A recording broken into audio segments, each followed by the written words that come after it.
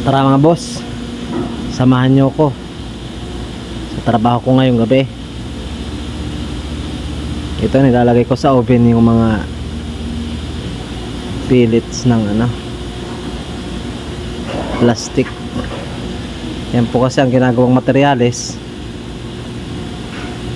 para ilagay dun sa taas sa imbudo ng plastic injection. Ilalagay pa po sa oven kasi kulang po yung init pag dun sa imbudo ilalagay sa taas. Naagad po siya.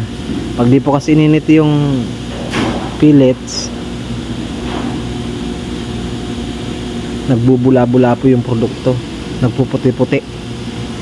Yung mga bubbles po siya pag kulang sa init. Yan po ang ginagawa pag plastic injection. Kaya po sa mga gustong mag plastic injection sa Taiwan, ganito po yung ginagawa pag maliliit po yung makina. Hindi po pwedeng isang trabaho lang po yung alam. Kung nakapwesto ka lang dun sa conveyor, hindi po pwede. Lahat po kailangan matutunan, lalo po pag ganitong mag-isa. Kagaya ko, napagtripan 3 makina, tapos ako pa yung kumukuha ng pellet sa oven. Talagang kailangan ararin lahat. Pagkatapos kung may buhos yung liyaw o kaya yung pellet sa taas, kailangan ko pong gupitin yung produkto. Dapat po bago maglaglagan yung produkto, nasalinan mo na siya ng liyaw o kaya nakuha mo na yung materyales sa oven para po di magsigasgasan yung produkto.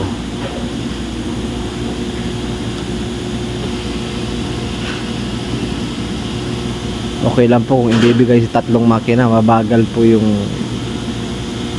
gawa.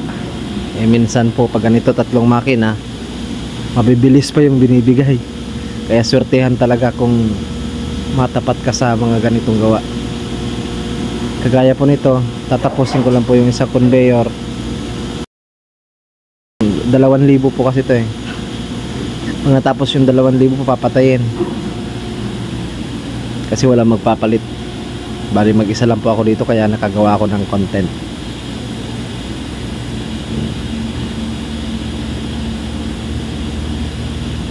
Pagkatapos itong 2,000 patay yung isang makina, 2 lang po yung hawak. Minsan po nakaupo yung gawa ganito, bibihira lang po yung nakaupo. Kadalasan 3 conveyor. Hindi po pag nasa Pinas po tayo, ina-expect natin isang trabaho lang, madali mag-abroad.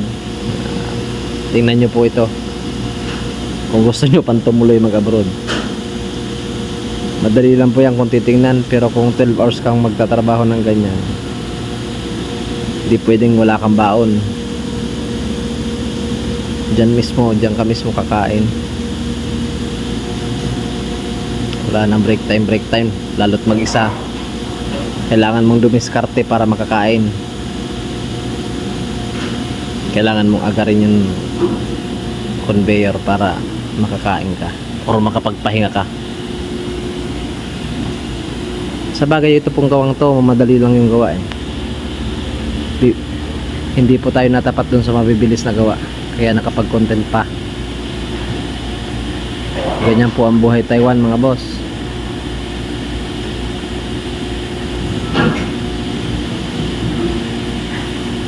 Iwanan natin sa Pinas ang ating kaartehan. Lahat kailangang subukan. Kung may tiyaga ka dito sa Taiwan, makakaipon ka rin naman. Hanggang dito na lang mga boss ang content natin. Salamat sa mga nanonood, sa walang sawang nanonood ng aking vlog.